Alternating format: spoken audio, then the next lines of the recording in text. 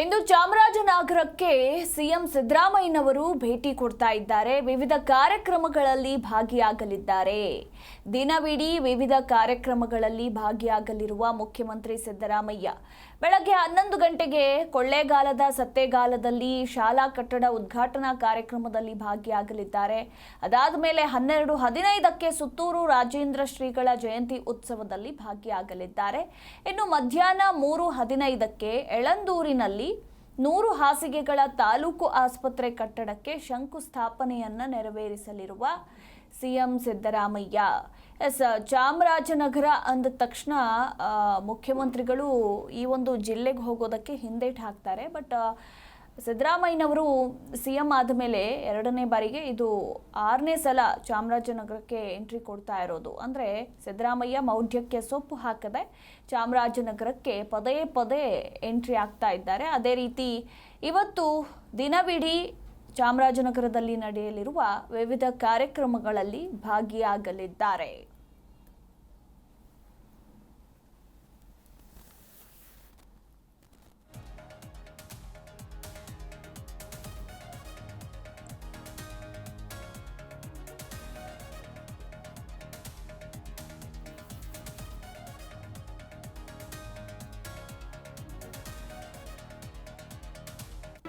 G Kannada news ಈಗ ನಿಮ್ಮ ಮನೆಯಲ್ಲೇ ನೋಡಿ. ಎಲ್ಲ ಕೇಬಲ್ಗಳಲ್ಲಿ ಈಗ ಲಭ್ಯ.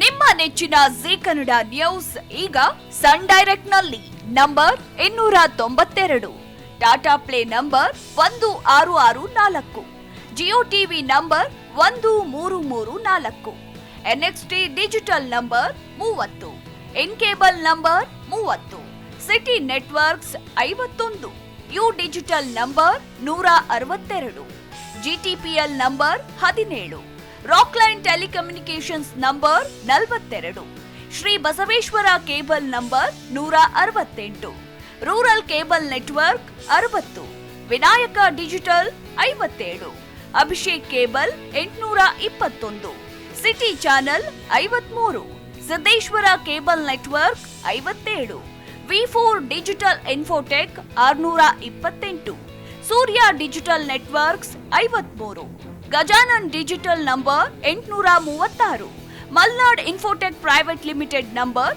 56, Metrocast number 830, Victory Digital number 167ರಲ್ಲಿ ನೋಡಿ ಆನಂದಿಸಿ.